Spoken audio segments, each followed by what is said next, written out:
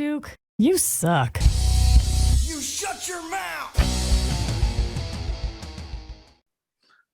Hey everybody, welcome to the Duke You Suck podcast. It is my pleasure, my honor, my great distinction to have my older brother, the lovely and talented king of kings, entertainer of entertainers, one of my favorite workers of all time, Dean Clark, Crazy Dean Durrango. Welcome to the show, man.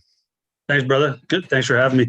Sorry it took me so long to get you on. I actually, I was holding out to get you on until we could get together, you know, kind of legally and sort of, you know, do this show that way. But I don't have a setup that I think can work properly for two people yet. I got to get something figured out. So, but I wanted to get you on sooner than later, man. More fun to do it illegally anyway, Jordy. Yeah, well, that's how you always got me in so much trouble, you know. I never did, man. That's not true. That's not true. Don't be a sheep, Jordy. Don't be a sheep. Hey, why don't we get right into it? Why don't we let's start way back in the day. So let's start when we were little kids. Let's start out kind of one of my earliest childhood memories is hanging out with you and Danny McCormick at the Crossroads Motor Hotel. Yep. And you guys lighting a corn broom on fire in the back of an old milk truck. I do vaguely recall that, but I think before we did that, we were stealing pop out of the pop machine. And like the fifth floor or whatever, we'd stick our arm up the pop machine, reach way back and pull down whatever we had. It was like a lottery. You never knew what you're going to get. So sometimes you got root beer, sometimes you got cream soda. And that was a skill you had I could never figure out. I never had that skill where you could stick your arm up that pop machine and get that pop out of there. Like, I don't know how you did that. No, but getting the 7-Up sucked because we just rolled that down the hall. Yeah, or the club soda. Yeah, exactly. Yeah. Do you remember? Oh man, yeah. Do you remember from the guy we called Big Nose Manager at the Relax Inn? Yeah. You remember? And then I remember running from him one time. Me, you, Ricky Bennett, and we were running on the first floor. We were just rounding the corner to go at the door, and Rick pushed me to get me out of the way so he could pass me, and I hit my face on the steel guardrail. I don't know if I remember that. No, was that when I got my arm stuck in the pop machine? He was laughing at us because I was stuck, and you guys took off on me. That sounds about right. And I literally yarded my arm right there, took off half the flesh on my arm to get out of there. Oh man, how many pops do you think you stole out of those local motel pop machines? A lot. Probably not as many beers I drank over my lifetime. Yeah, that's true. That's true. Hey, do you also remember the time? And I honestly don't remember who we were with. I remember it was you and myself, and we'd walked over into, so people that don't know, we grew up, I mean, we're born and raised in Calgary. We grew up kind of our earliest childhood memory, sort of, we were actually out doing stuff, was in a neighborhood called Vista Heights in the Northeast. And I remember being out in like the Airways industrial area there. And I think we stumbled across like I want to say a Canada Dry truck. Yep. And there was Tahiti treat, baby. Yeah. And that was the first time, like, I'll never forget the first time I ever having and we stole Tahiti treat out of the truck. And I think we sat under the truck in the shade and drank the Tahiti treat. Because it was hot. But remember how warm it was? It was like, oh, it's so hot. Tahiti treat's such a bad choice. Oh man. I don't really remember that. I just kind of remember drinking Tahiti treat under the Canada Dry truck. Yeah, and never getting busted. Like, and the warehouse door was wide open. Yeah. Remember that. Yeah, we used to do all kinds of shit like that. Do you remember Mrs. Williams Bakery? I think it was called. It's over where there's it's off like Barlow on what I'll call the southeast corner of Barlow Trail, and where there's a casino now. Yeah. Yeah. And then there used to be a bakery in there. I remember you and me and somebody else going and eating icing. They had big tubs of icing, and we would go eat the icing at the back of the thing. Smart. Yeah, we were little bastards. Actually. I remember going over there. We were like elementary school age, maybe grade 5 or 6. Right at the intersection of two highways, trying to catch frogs in the ditch. Remember that? Oh yeah. We'd catch frogs and bring them home. They'd kill our fish. Well, do you remember that one fish? It was an Oscar, and they ate all the other fish and the 2 frogs. Yeah. I remember that mom like, oh, I didn't realize that fish was like lethal. And they ate all the other fish. Yeah, mom, you just got us a goddamn piranha. Yeah, basically. Yeah, I remember that. Like, what's going on? Where are the frogs? And they were always hiding up in the thing. And it was because that Oscar was always trying to eat them. Or they'd get out and we'd have to chase them around the house and catch them. Yeah. Yeah, I didn't like that part. No. I didn't like that part. You know, you know what else? I don't know if I should say this, but you know what else I remember? As I was telling somebody about this, I don't know, man, maybe a month or so ago, that you know, we grew up unsupervised. Like, you know, our mom did our best, but you know, our dad was not around, and our mom was working to try and get so we could eat. So we weren't bad kids. We were just unsupervised. And I remember playing in the field, kind of across, you know, behind the body shop, the field that you, and I don't know, we could get into the story later, but the field you set on fire, we can come back to that one. I think it was a lightning strike. I call it Greek lightning. Excuse me. Yeah. Okay, we'll call it that. A crazy lightning. We just happened to be there. And but do you remember? I don't know who found it. It was either like you or Ian Coates or you and Danny McCormick, and it was a Bo Derek Playboy, and that was the first Playboy I ever seen. Man, I could have been more than about 8. I think there was a whole bag of them. If my recollection. Oh, is that right? Correct. Yeah, there was like, I don't know, 30 or 40. I think we had a fort back there too, like some old plywood we kind of piled up. We sat in that fort and looked at Bo Derek. That's like, what I remember, the Bo Derek one. Yeah. I don't know why I remember that, but it's like, yeah, I can tell you where I was the first time I seen a Playboy. That's hilarious. Yeah. And then later on, that field magically caught on fire. I don't know what happened. That's the weirdest thing. We used to shoot each other with pellet guns, those red berries you pick off the trees, and we'd sit up on the the billboard, and shoot at cars with the pellet gun. But they were only the red beads, like just the berries off the trees, because they fit perfectly in the barrel of the pellet gun. We'd shoot each other in the ass. Oh, off like, what are those things called? Like a Russian asp or something like that. Yeah. Okay, that's hilarious. I remember shooting those with Ian Coates. He had a pellet gun. Yeah, and we pump it up as tight as we can get it. And we'd shoot at the cars, and it would just, whether it made it or not, I don't know. I'd like to think it would, and you get a little splat of a red berry on the side window as you're cruising about 60K. Do you remember, you know, this and things kids would never, I don't know if they'd think to do it today, but they definitely wouldn't get away with it like we did. But, you know, back when we were kids, I remember the snow being plowed so high, like we were so little, you could not see us over the big snowbanks on the side of the roads.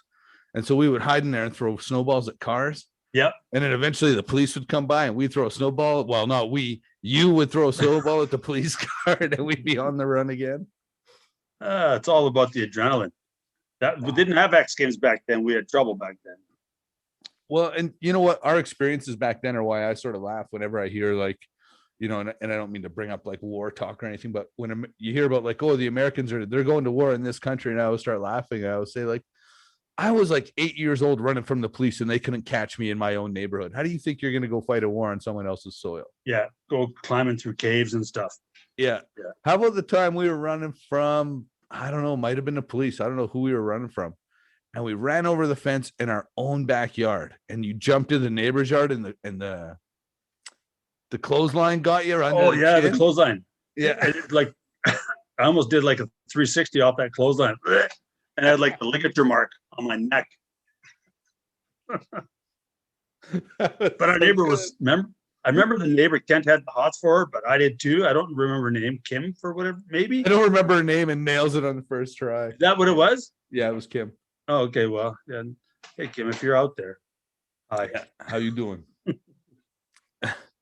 Yeah, no, that was, those were good times back in Old Vista Heights. And we were, you know, mischievous, but I think we just got really good at not getting caught and kind of hiding stuff. Because if we got caught, we were dead, right? Like we'd get our asses handed to us. Yeah, that's true. That's true. Like even dumb stuff, like protect, you know, trying to use garbage bags as parachutes, jumping off the house, you know. Yeah. Or off a fence, a 6-foot fence. Yeah, that'll work every time. So now let's fast forward a bit. You played a little soccer, played a little football. And then junior high school, you got into wrestling. How old were you when you got into, like, how old were you in junior high when you started wrestling? 11 or 12, I guess, probably grade 7. Because Kent was wrestling. He was 2 years older. So he was in grade 9. Right. And I remember, and I tell this story to all the kids that I coach now, even Madison School, because I'm the wrestling coach at the school there. But I never won a match my first 2 years. And I remember going to one tournament, and Kent was kind of in my corner, and I got the takedown. So I was scoring points. I could just never finish. Right. I got the kid down, and I had no idea what to do. I remember looking over at Kent going, no, what do I do? No, like, half Nelson, nothing. No Turk rides, which was a big thing back then. Like Just double leg tackle, and that's that. Eh? yeah, oh yeah, get them down. And, wow. All right, stand up. Yeah. And that's, I mean, wrestling's one of those things. Like, there's certain guys that just get it, and I think Pistol Pollock's the guy whose name comes up on this podcast constantly. He was one of those guys that just took to wrestling like a fish out of water. And then I think there was guys like you and I, and I don't know, to some degree maybe Kent, but we had to work at it a little harder. Yeah, it took us a little longer. It took us a little longer to get better at it.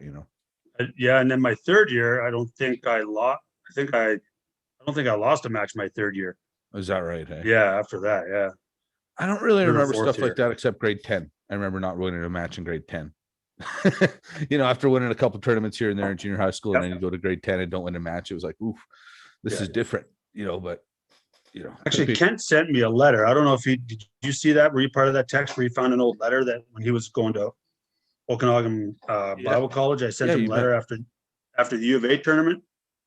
So I won bronze in that tournament, and I think I won every match in the first round, like first minute by pinfall. Right. And then I wrestled this stud who was Kent's age, his younger brother, Ted Anger and Mike Anger, I think. Oh, I remember those guys. Yeah. So I wrestled Mike Anger, I think his name was, if I remember correctly. And he beat me, I don't know, by 2 points or something to go to the gold. And then I ended up shoulder throwing some kid from Edmonton. And I don't know I think I blew out his shoulder, and then I won the bronze medal. I was just praying to God he wouldn't get up. I was like, don't get up, don't get up, don't get up. Oh. Stuck at Edmonton. Yeah, man. Yeah, those were down and dirty days. People always ask me, like, why'd you guys get into wrestling? And I was kind of, whether it's true or not, I always say because we didn't need equipment. It's true, man, because we only had 1.5 pairs of boxing gloves. Yeah. For people that don't know, our first times being knocked out were by each other in our basement. Totally. Yeah, boxing. Like, I can remember you have to have rules when you only have 3 boxing gloves. So the older brother would use one bare fist, and he was only supposed to block with it. But anybody who's ever boxed even a little bit, even at a young age, understands that instinctively both hands get used. Yep. And eventually the younger brother would always catch a barehander. Oh yeah, get dinged right up against the fridge and slide down it slowly. Yeah, and then get stood up with another one. Yeah. We grew up different than a lot of kids, I think. Oh yeah, and the Olsons too. That was even before we knew the Olsons. Yeah, Lenny and or Ajax and I think I was 9 Lenny. when we moved from Vista Heights to Temple. We moved further northeast. Yeah, exactly. Yeah, and then fast forward, we meet the Olsen boys, and then you're amateur wrestling at that point. I haven't started yet because I'm only in grade 5. I think I was only in grade 5. And the next thing you know, we're watching Stampede Wrestling every Saturday, kicking the shit out of each other in their backyard. Yeah, or the front yard. We'd have the Texas Death Strap matches. We'd tie rope around our wrist because we didn't have belts or something like that. I don't know. Not rope long enough our belts, drawers. Probably. Yeah. Or the I also remember doing the coal miner's glove match. Yeah, we had a baseball glove with pennies. Yeah. Smack the crap out of each other with that thing. Yeah. I wonder why the neighbors never stepped in. I don't know. Maybe we would kick the shit out of each other. Like, I remember and playing. Yeah. Like just playing. Like never, don't get me wrong. You and I fought a lot when we were little, but there was also a lot of times when, we were playing, but it was really rough. Yeah. I remember actually back in Vista Heights, we were playing football. So remember Stacy Hart? Yes. Across the street from us? Yeah. He was playing Golden Hawk Phantom football. So he was pretty good. And we had Ricky, Bennett, and you and I and Kent, and we were playing. We'd mark out 100 yards and we'd mark out like a field. And I remember Kent catching a ball from Stacy, and I came across the field. He was kind of about by the sidelines, and I just put a shoulder into him, running full speed. And I remember that, or catching a ball and Stacy coming and like basically clotheslining a guy or something, like taking you right off your feet. It was like the longest yard Vista Heights version. Yeah, because we knew, and I remember street hockey was the same thing, right? We knew the rules enough to understand like what a touchdown and a field goal were, but otherwise we didn't really know the rules. Yeah. Right. So it was just tackle, take guys off their feet and cream them. Maybe that's why I like football so much. I don't know. Well, I mean, that's my physicality, earliest yeah. childhood memories, man, are playing, we had the one upright in the field, right? In the Vista Heights Yeah. field. Remember there Yellow was one, one big yellow upright. one. Yeah, the big yellow upright. I can remember feeling almost growing up when I could climb that thing. Funny you say Vista Heights because we're going there on Thursday. Madison's softball team's in the playoffs, and we're playing a game there on Thursday in that field. Is that right? Hey, Yeah, right beside the old Vista Heights Elementary School. see, that's where I had everything. Like first schoolyard fight, learned how to skate there. First girlfriend at that school. Like everything happened for me first in that neighborhood. Oh, totally, yeah. Right. It brings back a lot of memories. We drove down there. What was it? Her first year playing softball. 2 years ago, we played in that field. I was like, oh, over across the street from this field was a big garden we used to get raided, and they'd shoot salt at us. I forgot about that place. Yeah, the old kind of little farmhouse in the middle of the community. Yeah. Yeah, and that old person shoots salt at people. Yeah. Yeah, I don't know if I ever remember raiding that garden. I remember going in a shed one time. There was a shed on that yard.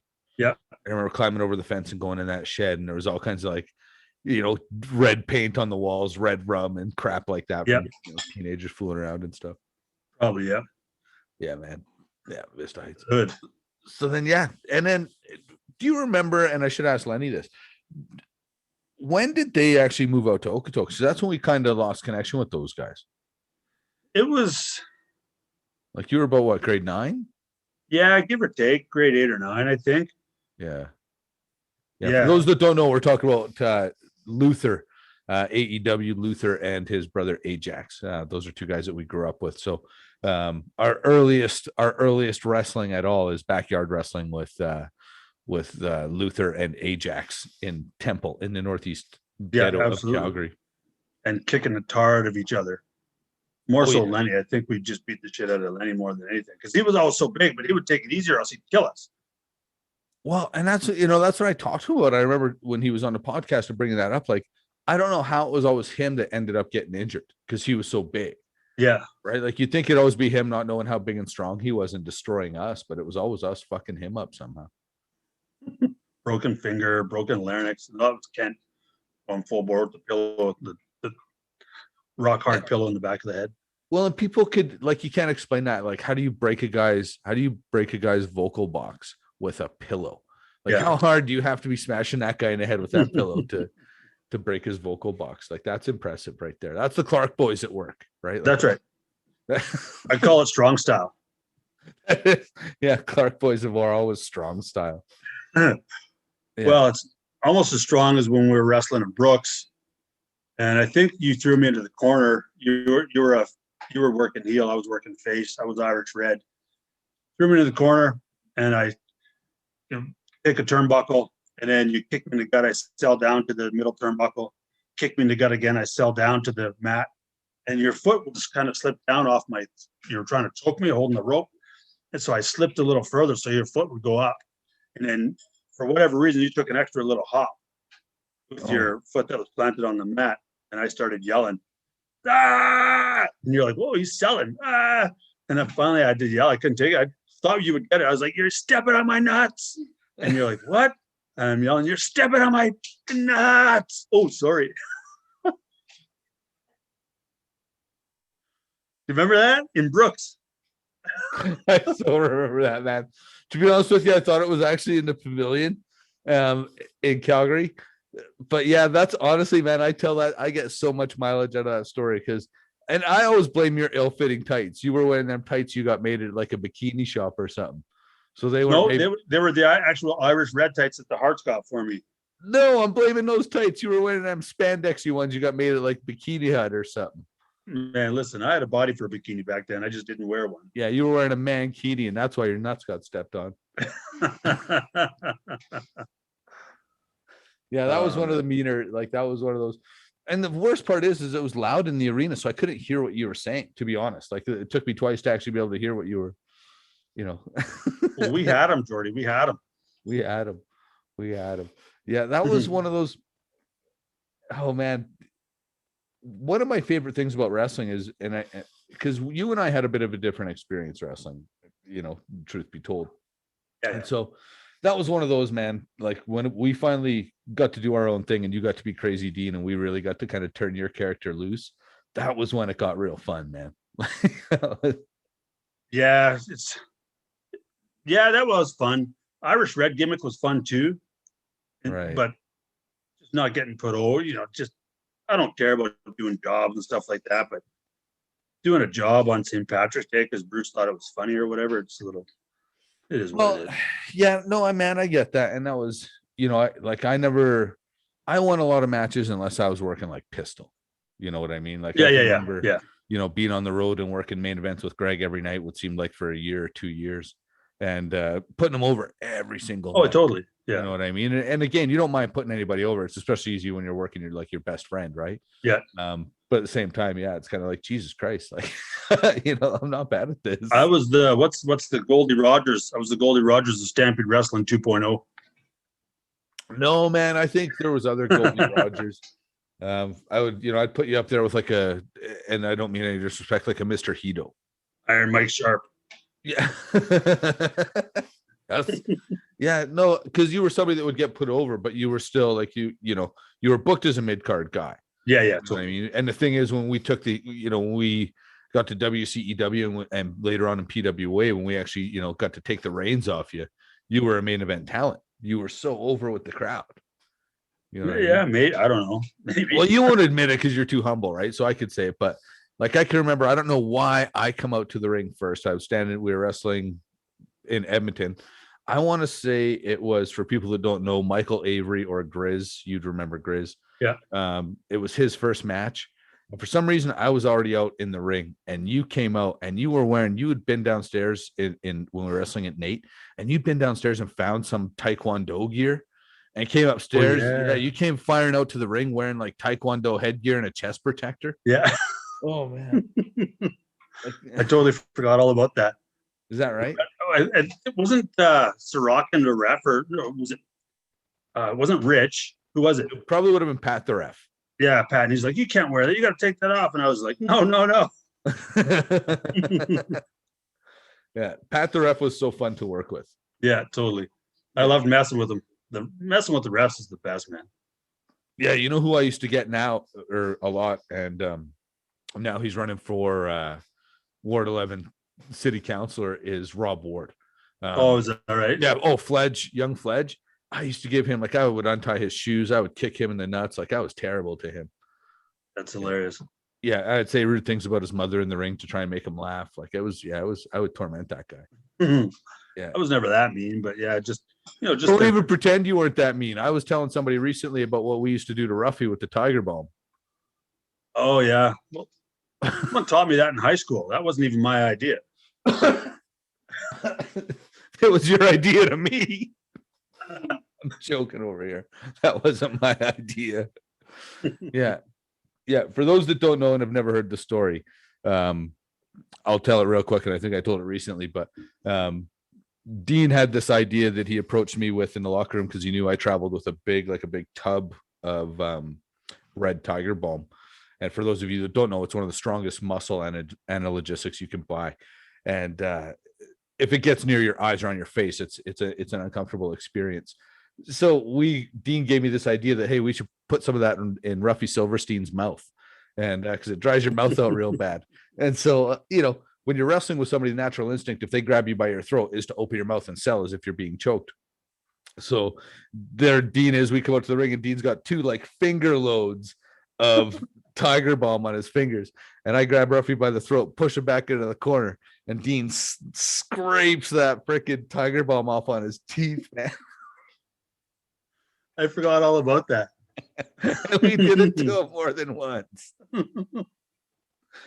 We're lucky he was actually a pretty good guy, because he's probably not somebody we would have wanted to fight with. Whether we'd have had to would have been one thing, but I don't think we would have cared to be there. No. I would have rather done that to his big buddy Jeff, like the tall Jeff guy.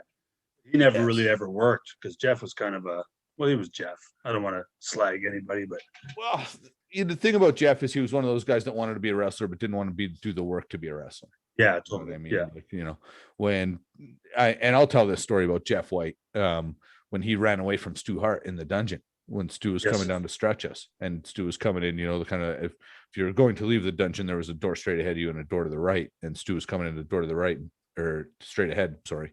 And Jeff White ran out the door to the right and circled out and ran away out of the dungeon so he wouldn't have to get stretched by Stu. I remember that. Yeah. And that was kind of the end for him, I think, at the dungeon. I think so. Yeah. Well, there was a lot of guys that would come into who was it that said, was it Super Dave? This isn't real. Remember, we would stretch him. Was it Carl LeDuc told him that tomorrow we're having our favorite wrestler day, dress up as your favorite wrestler. And, Jordy's going to be Stone Cold Steve Austin. I forget. I think I was going to be Mick Foley or something like that. Because I was red. Not Mick Foley. Who's the Irish dude? Fit Finley. Fit Finley, yeah. And this guy's like, "Oh, I love the Ultimate Warrior." So he came up with the armbands on, the face paint and everything. Do you remember that? Oh, I remember. And we stretched him. So I remember taking him down, shooting on him a little bit, laced ankle, and driving. Once I had the 8 ankles laced up, driving my elbow right into the back of the knee, right on that tendon. Oh. Hey, you're not supposed that hurts too much. It hurts. Stop. It's not real. It's not real. So then we just started teeing off on him. Robbie Dix, as much as no one really liked Robbie Dix, he kicked the shit out of that kid. Yeah, man. Robbie Dix, I mean, for what it's worth, the business sometimes needs guys like that to weed certain people out of the business. And he's somebody that would weed like a guy. I remember calling, what do we call him? Like the Ultimate Dave after that day. He was always the Ultimate Dave. Yeah. And the guys like Robbie Dix will weed the Ultimate Daves out of the business, right? Oh, it's not real, huh? Oh, it's not real. Pop. Yeah. Well, and that's the thing. I mean, I think on a certain level now, and it honestly challenged me on this, but I often look back because when we were in the dungeon, it was pretty tough. Like it was, we were hard on each other. We were definitely trained strong style. And then we kind of, we left Stampede for a little while there and came back to the dungeon. And there were some guys there that weren't athletes. Yeah. Do you know what I mean? And so I kind of remember looking at some of those guys, and I'm not going to say any names because I don't want to piss on anyone, but it was kind of like these guys wouldn't have made it through when we were at the dungeon. No, I don't think so either. But then have you ever thought, because I remember thinking about that and then thinking, would we have made it through like when Dynamite and them were at the dungeon? Dynamite's a different cat from all the stories you're hearing from different people, right? Yeah, and maybe that's the high end of the spectrum, but you hear him and Pillman were, they weren't easy to reckon with as a rookie. Like the cattle prod story Bruce is telling us on the treadmill, man. The treadmill. If you stop running, you get the cattle prod. Yeah. But here's the thing: I don't ever remember being close to being stopped running on that treadmill. No, that's true. Not that we were like super athletes. I don't want to come across the wrong way, but I don't remember ever Bruce giving me anything to run on that treadmill and like, oh no, like I'm not gonna be able to do this. Yeah. We used to do, just before we started the TV tapings, we would do aerobics for an hour at BJ's, and then we'd get up to the house and we'd run to Sev, up the hill to Sev, which is a K, and back is another K downhill, which wasn't too bad. And we'd wrestle for like 3 or 4 hours and then to the treadmill. Yeah. Like we would literally wrestle for like probably 3, almost 4 hours. Oh, well, and you'd wrestle like your time on the mat. You do 25 bunts warming up and then start wrestling. Exactly. Yeah. Right. Like then you'd go through it and you'd be 40 minutes on the mat, just hard at it. Yeah. Bumping and like calling spots and the whole thing. Yeah. Like I can remember hearing about blowing up and I didn't know what that was. Right. Because we never blew up. Like we blew up early in the dungeon. I can remember almost puking on that treadmill. Like I can remember my breakfast being right here more than once. Yeah. But I didn't know what blowing up was. But in matches, I don't ever remember blowing up. No, not until, what blows me up in matches more than anything is yelling. Ah, that blows me up like crazy, man. Yeah, biting the ropes. I do it now. Like I yell at Madison, acid. You got one good shout in there, and that's it. Exactly. Take the dog. Go walk. Oh, that's hilarious. Oh, maybe come over there. Wait, give me 10. Rest spot. If she says no, you don't have the breath to argue. Says no. Okay. Yeah, all right, fine. I'll take the dog. Like I don't have the breath. Yeah, exactly. Yeah. It's hilarious, man. Well, and that's what I found too. The last little while I was wrestling, like you worked harder at work in the crowd than in the match, and then that's what tired you out, you know. Oh, totally. Yeah. Coming into the ring, biting the ropes, spinning around the ropes like a crazy person. And that would blow me up. But then I would never really start a match very often. So then I would always catch my breath and I'd be okay from there. But Right. especially in PWA after, we weren't wrestling as much. So my cardio at least wasn't as good as it probably should have been. But Yeah, no, I mean, when you go from wrestling 4 or 5 times a week to wrestling 4 or 5 times a month, yeah, totally. it definitely changes your focus. Yeah, absolutely. And work, and then the couch is comfortable, so you got to force yourself to go to the gym, and kind of where I'm at now, actually. Well, I mean, that's what happens too when you like I say, I'm not definitely in the best shape I've ever been in cardio wise, but you get to that age, man. I mean, I know there's some people out there like Chris Steele is my prime example of a guy who will never lose it. You know what I mean? But I also say I look at his body, I look at all the wrestling we did, and all the working out and stuff, and I look at a guy like him and all his working out, and I think his body might be maybe in worse shape than ours. In worse shape? Yeah. Beat up wise, you mean? Yeah, because he lifts so heavy. Oh yeah. You know what I mean? Ronnie Coleman syndrome. Yeah, and when you couple that, sorry, I have something in my eye. When you couple all that heavy lifting and put that on top with all the wear and tear of the wrestling on his body, it's he's one of those guys. I don't think he lets on. Like he's too tough to tell you that something bothers him. I don't mind telling you, my back is buggered. Is that right? Eh? Oh yeah, since I injured it 2 summers ago camping. Okay, yeah. The same, man. Is that right? Eh? Yeah, I don't know they said I slipped a disc, but I remember having that same sort of pain even when we were training outside at the house, bumping in the ring. I'd get that really sore lower back. So I don't know if it was maybe herniated back then, but I obviously did something and slipped a disc or whatever it was. But it put me into spasms, man, and I've never felt anything like that. It was brutal. Is that right? Eh? Morphine never took the pain away. Like 4 shots of morphine. Yeah. That's crazy. Maybe you need to go see and shout out to chiropractor extraordinaire. Go see Ryan Carter, man. Not because I think he's a miracle worker, but he'll take you through the process to get it looked after. Well, I was Darren Sherman hooked me up quite a bit too. Yeah. Is that right? Yeah. No, he helped me quite a bit. Yeah. Right. Darren Sherman. Yeah. So if you guys are looking for a good chiropractor, I got a good friend named Ryan Carter and a guy we came up wrestling, Darren Sherman. Yeah. Douglas Dale Family Chiropractic. Yeah, don't let people tell you that chiropractic is quack science, etc. When you do what we've done to our bodies, pro wrestling or chiropractor will become one of your better friends in life. Oh, yeah. Even Mads goes, I'll take her to see Dr. Darren if she's got a stiff neck or whatever from playing ball or wrestling or whatever. I'll take her in and he's straightened her out, man. I swear by it. People think it's quack, but it's good. Well, I mean, I will say, like, I remember falling down the stairs. We were swimming at the pool in Marlborough Mall Marlborough Hotel when we were little kids. I was probably 6 or 7. And somebody caught us and we were running out and I fell down the stairs and fell on my back, got winded real bad. And I remember Mom having to take me to the doctor and Dr. Melvey. And he like twisted me and adjusted my back. And that was the first time I ever remember having my back adjusted. And ever since then, I've kind of always had back issues. And then when we started training at the dungeon, man, I would get out of bed and walk at like a 45-degree angle until my back warmed up and I could stand straight. Yep. And it was a chiropractor that found a fractured vertebrae in my back.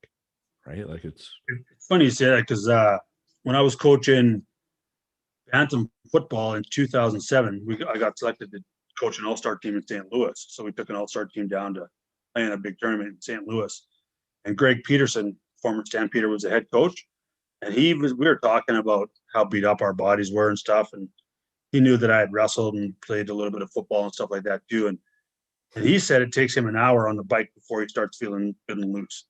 And like we would go to the gym, we got like a 3-day membership at the Bally's Fitness or whatever, right across the street from our hotel, and we'd go to the Bally's, and Pete would just ride the bike, man, and then he for an hour, and then he'd start working out.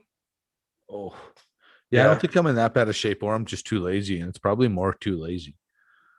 Yeah, well, pro football will take it out of you, man. I guess it's all relative, right? Like depending on what level you're just getting hit harder, maybe. Yeah, man. I think when you get to that elite level, it's like we worked a lot of dates, but when you compare, say, the dates, we were working 200, 250 dates a year, and a lot of times we'd work twice. Yeah. Where you look at those WWE guys, they're working 300 days a year and they're working 9 times a week, no matter what. Right. Yeah. So I think the wear and tear on your body at the elite level is much, much more, like you said. Oh, yeah. You know, getting hit by college football players and getting hit by, you know, Lyle Alzado, very, very different things, you know. Yeah, absolutely. Or Marvin Pope in his heyday. Oh, no, thanks, man. Yeah. Like, I remember honestly being in the ring with Marvin Pope, and for people that don't know, Google him. Marvin Pope played for the Calgary Stampeders. I want to say a 6-time CFL All-Star, 2-time Grey Cup champion. One for sure, 92. Went to San Francisco after 92, I think. Okay. San Francisco 49ers picked him up. Right. And I was always amazed that, you know, even after his career, he had retired due to injury, and he was 260 pounds and could still move with any of us. Yeah. You know what I mean? It's just like, how good were you in your heyday? Like, how fast was he in his prime? 260-pound middle linebacker. Now they have rush ends playing, you know, guys playing rush end at 260. Like, it's crazy. He was a middle linebacker and ran a sub 540. Come on, man. Right. Well, and that's why I remember him coming off the ropes first time to give me a tackle. And I was thinking, like, I am going to die right now. Like, just honestly, your life flashed before your eyes just a little bit, you know, and then that's when I learned too, working those big guys like that, because there wasn't a lot of work in some of those guys. They just ran through you because that's what they were used to doing their entire lives. Yeah. So you kind of you learn to bump really fast, right? Oh yeah, totally. Yeah, absolutely. Like, minimal contact, because he's gonna kill you if you try and stand in there and take that. Oh yeah, or you don't give him very much when he's picking you up for a slam or a suplex, because he'll just throw you. Remember, what was his name that puffed up on Pope in the dungeon that day? Oh, Lyndon. Don't you puff up on me, boy. Yeah, and that guy was, you know, again, Pope was about, for sure 260. Yeah. And I don't know if Lyndon was 160. Yeah, right. Pope picked him up and slammed him. They were going through some spots and Pope slammed him. Lyndon was pissed off because he felt he stiffed him, but that's just Pope slamming him. And he slammed him again. And he got up. He was pissed off and was huffing him. Pope's like, don't you puff up on me, boy. And the kid was bending backwards, his eyes as big as saucers. Kidding. I can remember thinking, like, oh, kid, run away. Like, run away. Right? The dungeon. Yeah. But the thing is, and again, like, you know, we got to wrestle with some good athletes, but you see a guy like Marvin Pope and realize, like, oh, okay, the level between what you're doing and what I'm doing. You know, even though wrestling, excuse me, we could move at it a little better than him just because of the career he'd had. Yeah. But if he would have came to pro wrestling in his prime, he would have blown us out of the water. Oh, absolutely. Yeah. Like freak athlete. Yeah. Yeah. Like, just unbelievable. And then to see, you know, a guy like that and think, okay, you know, so I think I'm a pretty good athlete. And then you see that freak and it's like, man. And then there's still a tier above him playing in the NFL. Yeah. Like guys like Kevin Green. Remember Kevin Green from the Steelers when he wrestled for WCW? Yeah. I don't know if he was, I don't want to say he wasn't any good but he wasn't. I don't think it's something he did long enough to say he got good or bad at it. You know, no matter what, you can, you know, same with like a Karl Malone. I'm not a huge fan of, you know, basketball players wrestling, but you know, those guys, they don't get to do it long enough to apply themselves. Yeah. So it becomes a matter of, because they could, if they really wanted to, those guys are good enough athletes, they could do it. Oh, right? Like a LeBron James, he could do it for sure. That guy could do anything he wants, man. Yeah. You know, that's right. When you hear bullshit like all men are created equal, and then I see LeBron James, I'm like, get out of here with that shit. We're all created equal. That guy and I are not the same species. Yeah, no shit. That guy's a freak nature. Yeah, right. Like same with you know, Harry Smith's another one. You're telling me Harry Smith and I are created equal? Get out of here. Yeah, he's 6 foot, 6'4", 265 pounds, maybe even heavier. Well, he's leaned out, and congratulations, by the way, Harry, on absolutely re-signing with the WWE, buddy. It's really good. You know, you did kind of what I'd hoped you do. You went out there and made a big name for yourself, and then wrote your own ticket and went back. And good on you for doing so. But yeah, I remember talking to him, and I think he was about 275, getting close to 280. And I remember saying, like, hey man, if you've got a cut to make heavyweight in UFC, you might be getting too heavy. And with abs though, still. Not only with abs, could still hit a front flip. Yeah, exactly. Still hit a running front flip. You know, he's one of those guys that, you know, not talk about a little bit about the WWE. I don't know how much you're watching the product right now. But if they even know how to halfway use that kid, they can sell a lot of t-shirts with him, at least a lot of pay-per-views.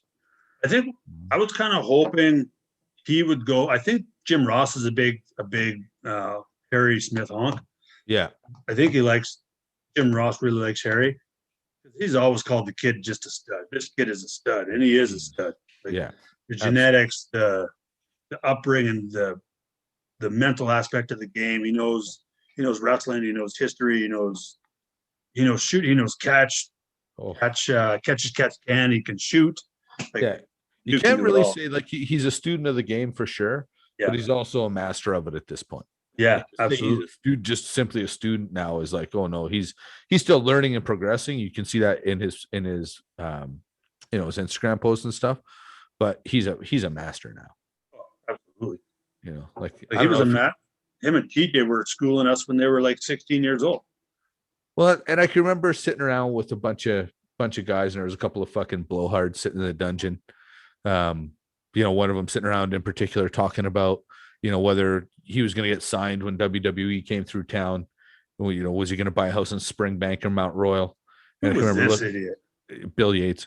And I can remember, I wasn't going to bury anybody, but so anyways, I can remember looking at the boys and saying, if any of us get out of here besides, the Harrys and the Harrys and the Teddies, and I pointed at TJ and said, it's going to be that kid, tell me I was wrong. Right. Yeah. You know what I mean, like, and APOC, right? APOC got out too. So yeah, for sure. Good on Vic the Space Lord too. But we all had a chance to train with Tokyo Joe. Like, he said, come train with us, but he trained in the middle of the day and we were working. We had bills to pay. I think that's the only difference, really.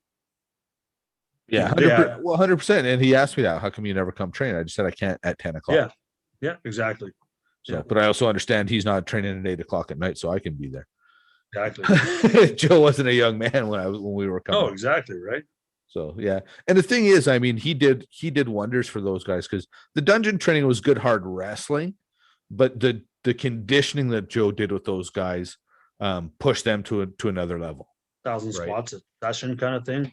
Yeah, and I mean, like the Hindu squats, the knuckle push-ups, just the way he trained them, hardcore Japanese style, where not only was it wrestling, it was really hard conditioning. We didn't have with the Hearts, we did a lot of running and stuff, but there wasn't a lot of like push-ups and sit-ups and squats and that kind of stuff. That we were left to do that on our own. Yeah, totally. Where, Joe, man, he worked those boys out. Like their necks got thicker, their bodies grew. Like absolutely. They were kids. Every one of those guys to a man. TJ, Harry, Dave Swift, Vic the Space Lord. Those guys were all boys when they started training with Joe, and they were men when he was done with them. Yeah, absolutely. After their first tour of Japan, yeah, man. Hey, how do you like my hangover? Can you see that? Alan from the Hangover. What kind of beer is that? Well, this is Budweiser tucked in a hangover beer cozy. Oh. Yeah. So I don't want warm beer, Diener. Listen, first of all, you're drinking Budweiser. That's the first problem. Oh, what are you drinking? Jameson. Jameson. I usually drink the Irish whiskey. I just wasn't feeling it tonight. I work with this Irish girl right from Ireland, believe it or not. And she says Teeling's is better. And so Dougie and I bought a bottle of Teeling, or Dougie bought a bottle of Teeling's actually, and it was pretty good, man. Better than Jameson's though? Like, and I'm not saying I know that much about it, so I have to try it again. I'd have to sit down and probably sample them side by side one night. Maybe we're camping. We're leaving on Friday for 10 days, so that might be a good time to do it. Right. You don't have to drive anywhere. Yeah. Get into don't fall in a fire. Break out the whiskey flights. Exactly. Yeah. Well, it's one of those things I'm just, whiskey, I'm just starting to acquire the taste for it. And truth is, you got me into it coming over to your house one night drinking Jameson's and gingers. Yeah. And then I just switched over to Jameson's and a glass packed with ice. Yep. And then now I just drop one ice cube in at a time just to kind of keep it. Absolutely, man. It's the best thing we can do, Jordy. We got to do it when World Whiskey comes back. We'll go up to the Willow Park. Now we're name dropping Willow Park liquor store. Right. Get a couple tickets. We went out to that was it 2 years ago maybe? And it was like first of all, whoever tells you Japanese whiskey is good is full of shit because it's garbage. I don't know, man. My buddy Bob, I think he's got Japanese whiskey. He says it's all right. Oh, he's got no taste buds. It must have burned the shit right off his tongue. See, I can't say that, man, because he teaches me about wine. He knows more about wine than I know about just about anything. Yeah, I don't know much about wine. I know a little bit about whiskey, but more so from going reading the whiskey Bible and then going to these tastings. Okay. And talking to I forget the guy's name. He retired from Willow Park, but he was really good. He knew his whiskeys inside and out. Right. Kind of a pretentious prick, but he knew his stuff. I think when you get to a certain level of anything, man, tell me when we were training at the dungeon, we weren't snobby when people told us they didn't train at the dungeon. Probably, right? Like, where'd you train? Oh, with Terry Funk. Well, fucking Terry Funk, man. We're in the dungeon. Yeah, even though right? the funky conservatory was amazing, right? Exactly. Yeah. Where'd you train with Johnny Rods? And because we didn't know the business, we didn't know who Johnny Rods was. Johnny Rods. Yeah. Then you start finding out, oh fuck, Johnny Rods. Even Ruffy, we took a holiday a couple years ago now, and I posted something. We were in Toronto, and we were actually staying at Karen's stepsister Carolyn and Adrian's in Newmarket. And Ruffy's like, man, we got a show in 2 nights in Newmarket. I'm like 10 minutes away from here, a half hour away. So he came and picked me up and went for a bunch of beers one night in some pub in fucking, I don't know, middle of Newmarket. I don't even know where it was. Right. And he's like, you should come to the show tomorrow, man. He's like, I've been telling everybody that I trained with you in the dungeon. They're all like stoked. And they're like, ooh, dungeon guys. Ooh.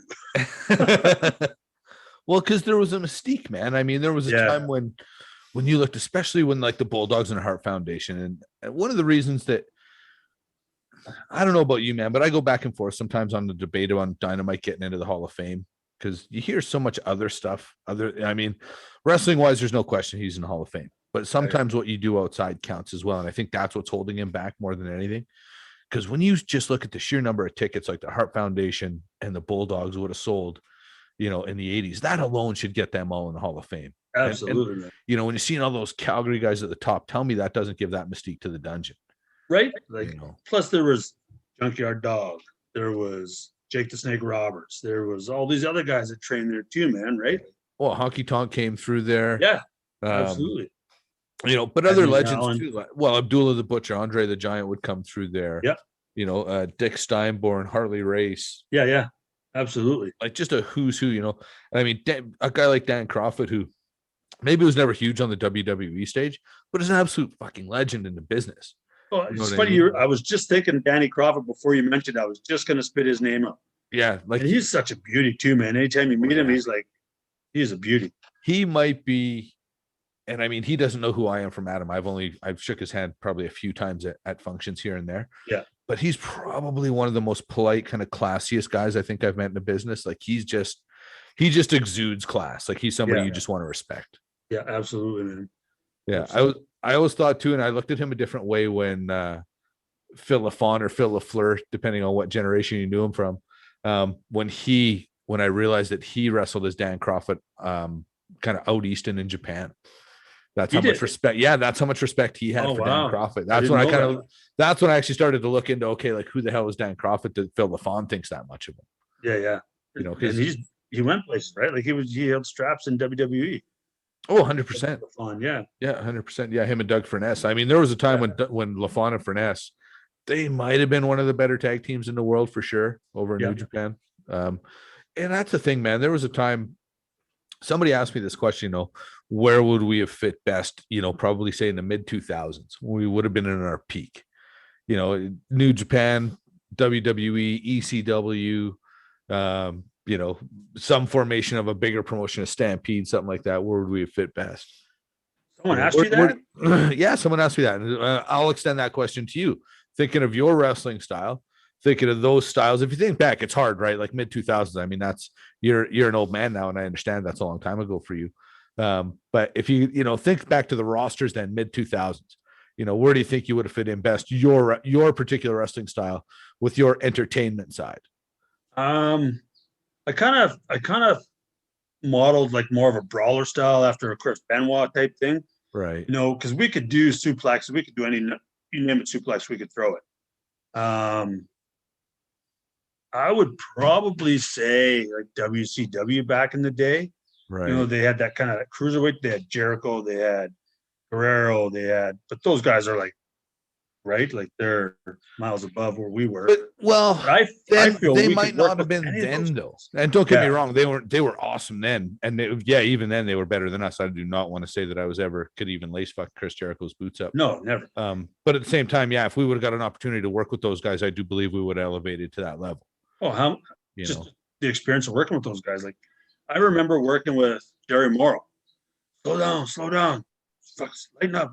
Go slow down. Right? Like when we were just go, because it was like we were shooters, man. We were amateur wrestlers, right? So we would just go, and we'd be tight and firm and right. And QB would be like, "Oh, shit. lighten up." Yeah, Yeah, relax. That's why I remember the first time I wrestled Kenny Johnson, and I never heard the word relax so many times in my life. Relax. Just snug as anything. Oh, for sure, yeah. Right. Or even Steve Rivers, same thing. He was my first kind of most experienced guy that I worked in. Steve Rivers. I think we were in Acme of all places. Right. Working Stevie, and he's like, "Oh, just slow down, man. Just slow down. All right, okay, let's go to the spot. Right, spot number 2. Relax, man. Sell it." Well, and that's the thing. We had each other to work with, right? Like I was always a heel. So whenever we had, the Gammas or the Jerry Morrows or the Cubans on the show, I very rarely got to work them because they would always work the Pistol Pollux or the U's. Yeah. So I never got to really learn with those guys. So I kind of had to watch what they would do with you guys, and then hopefully you guys would tell me what they were doing. It was good. Were you with us on the road? We went, I think, Edmonton or maybe Saskatchewan. QB was with us, and I ended up. I think we were in his hotel room. We were in the hotel room with QB. We shared a room with him. Was it you? Was it me? Maybe. Me and Pistol. I can't remember. I've seen QB wrestle with a few guys in bed. Oh yeah, I mean totally. That platonically, but yeah, yeah, of course. Stretch a couple of the boys. Nothing but his underwear. All right, I'm going to show you what. And he would tell us stories about Puerto Rico and all sorts of shit, and show us this move and that move. And I was a little unnerved because he's just in his Fruit of the Looms, man. Yeah, I seen him get the Highlander like that too. Yeah, Ruffy and I walked in, and he had the Highlander, and we just started laughing. Yeah. I mean, the thing is, those guys were legends, right? Like even to this day, the Cuban Assassins forgot more about wrestling than I would ever know. For sure. Like those guys were unbelievable. Yeah, for sure. Yeah, they. And the thing is, they work so light. Like light. We had no idea what the hell we were doing. Even Davey, because we really broke in. He kind of broke us into the dungeon. He was the first guy because we were coaching Harry amateur. Yeah. And Davey, I remember Davey saying, "I'll teach you guys pro, teach you bumps and all this stuff.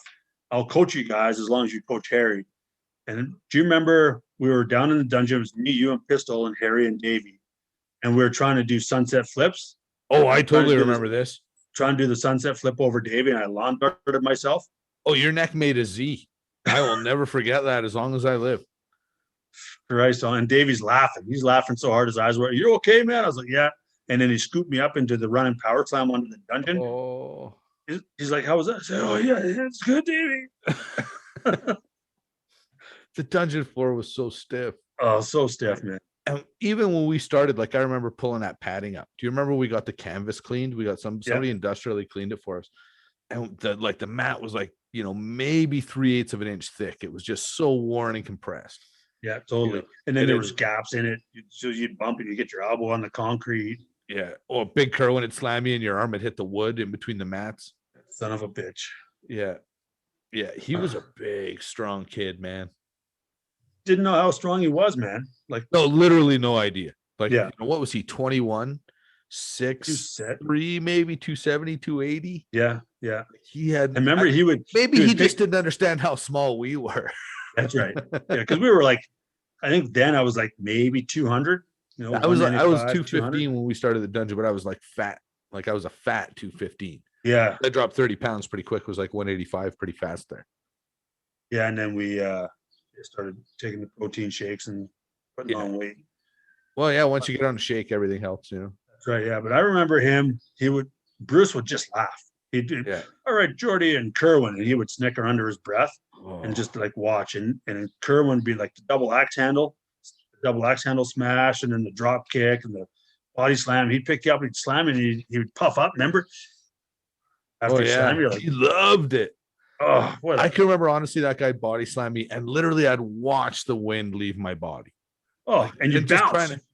just backing up. Bruce would be like, okay, again. And I'd be like, like just no more. Okay, one more. Winded again.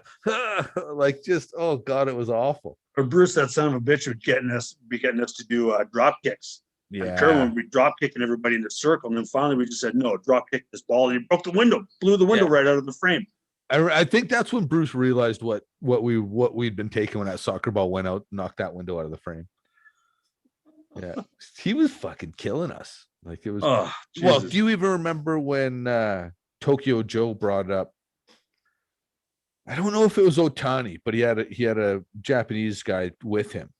I do remember that. Yeah, and they told us to come up to the house, and Kerwin just ate the guy up, like wouldn't give him anything. And after that, Joe wouldn't let any of us in the ring with his guy. Way to go, Kerwin. Yeah, hope you're happy. Yeah. The thing is, we were all young then. He didn't know any better. Like That's true. You know, that's true. No one taught us, right? Bruce taught us, like you say, Bruce taught us strong style. He never really taught us the give and take or whatever. And Kerwin had probably already, you know, we'd heard pretty strong, like if you get in a ring in Japan, you got to take it or no one's going to give it to you. That's right. Yeah. You know, so, but Kerwin took it, man. He's like, well, he could too, man. That guy ruined your day.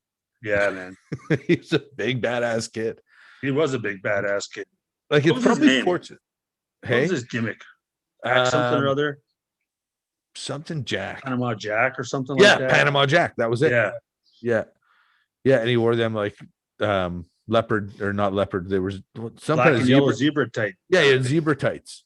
Yeah. He was a good athlete, man. He was just interesting character and so fucking strong. So strong. Like I remember watching him and Eddie Mustang wrestle. And that was actually literally like watching two sledgehammers fight. Oh, well, Mustang was a legit shooter too, right? Like, yeah. Oh, those two would. Well, the thing is, those guys were both equally as strong, equally as tough, and like to hit equally as hard. Yeah. They would kick the piss out of each other. Yeah. Or Butkus. Butkus would do it too. He'd get in there and. Yeah, because he's a big kid too. Yeah, and another, good guy, but another big jarhead, right? Like, yeah, football player. Yeah, junior ball with the Hilltoppers. Yeah, he's a wildcat too, man. There was some. We came up with a lot of guys that honestly, when you look at the roster of guys we came up with, man, there was a lot of potential there.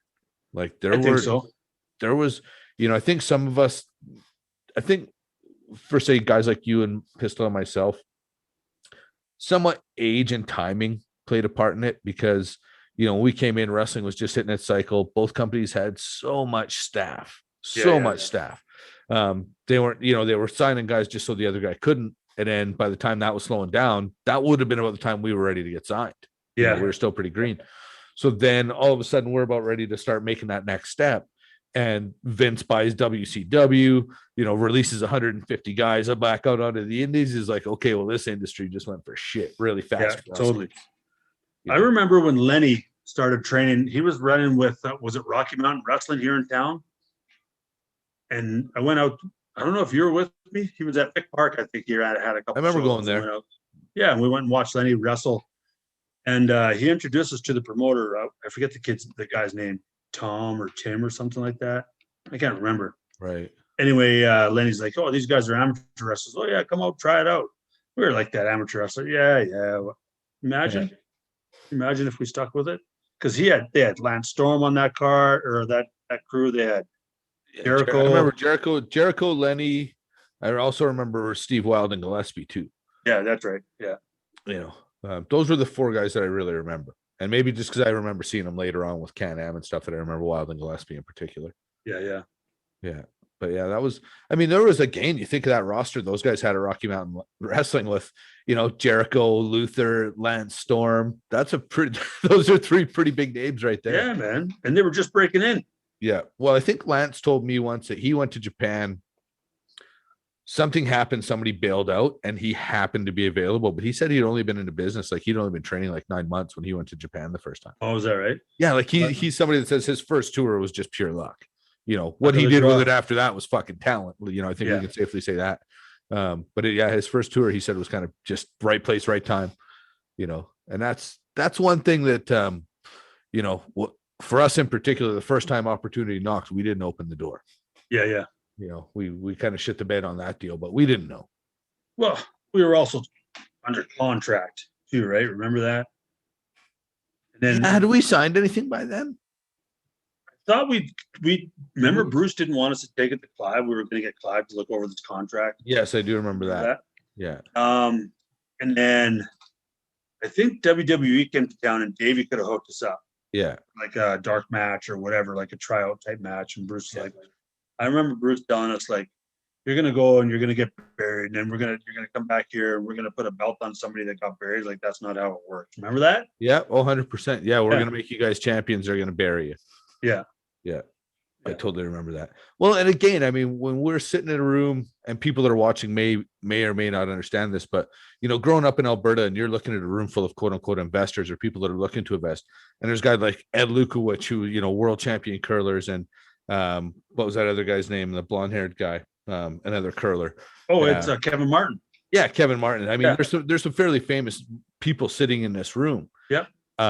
Getting ready to relaunch Stampede Wrestling, and you're being told, hey, we're going to make you guys kind of the crown jewel of this promotion. Well, of course you want to be that. You know what I mean? And we didn't know. Like, we didn't know how hard it was to get to the WWE, or we didn't know the steps to take. We just knew, hey, these guys are bringing us in, they're training us for free, so there's definitely some loyalty there, right? You know, for people that don't know, we kind of horse traded. We trained a lot of kids amateur wrestling or Olympic style wrestling, and we were trained the art of pro wrestling, and it was a trade essentially. So we were also loyal to those that brought us into the business to some degree. Yeah, I mean, loyalty will get you so far, but at the end of the day, sometimes you might have to cut those ties. We didn't do it because we didn't know any better, right? Yeah, and I mean, we were still, you know, if that would have come up a couple of years later, I think we would have done it for sure. Oh yeah. But I can just remember not understanding the business. Like, we didn't read wrestling magazines. We didn't watch wrestling every week. Like, it was we didn't even know what a dirt sheet was until Kenny Johnson showed us a dirt sheet one time. Yeah, that's true. I remember seeing the first one like this is what the news comes in. And it was like, you know, 8.5 by 11 with, you know, typewriter print. Yeah. It was just like, holy shit. Well, I can even remember being, you know, Ruffy and the Highlander telling me that, oh, you must be writing Trent Walters letters because he's got you ranked as the #1 wrestler in Alberta on the Alberta Pro Wrestling message board. I remember saying, what are you even talking about? I don't even know what that is. I don't even know what that is to this day. I have no idea. Well, it was just kind of that was my very, very first introduction that wrestling was on the internet. I'd already been in the business 2 years. Trent Walters is a guy from Edmonton that he's been watching. He would definitely know who you are. He's been watching our careers from the time we broke in with Stampede on TV. Oh, really? Yeah, he's a diehard. He knows Harry quite well, Harry and TJ quite well. You might know him to see him. Because he's been around. Like, he used to come to PWA shows all the time. Really, really, really good guy. Okay. Yeah, maybe really I do. Yeah, but he was one of the first guys to start kind of putting us over in the local dirt sheets. You know, he would review the shows and kind of talk about who's who and who's doing what. Maybe I do recall something about that. Is that right? Yeah, possibly. Trent's a good guy, man. Yeah, he's a beauty. All right. But yeah. Now, fast forward. What you know, you and I. One of my favorite times was you and I got to tag in PWA. It was kind of short lived because by that time you were coaching a lot of football and sort of running out of free time. Yeah, because I remember we were wrestling. I was coaching football. We started in Bantam in the fall, and then we'd go through right into November, so August to November, and then I'd go to St. Louis for 3 weeks, and then come home, and spring ball indoor training would start, and I'd have to try to fit matches in there. That was tough. And then a new baby too. Mads was just little then, 2007. Like, Karen, I remember the first year, she's like, "No, I can't do this." I was like, "What do you mean? I'm on the road." Yeah, you're on the road. Exactly. Yeah, we're on the road.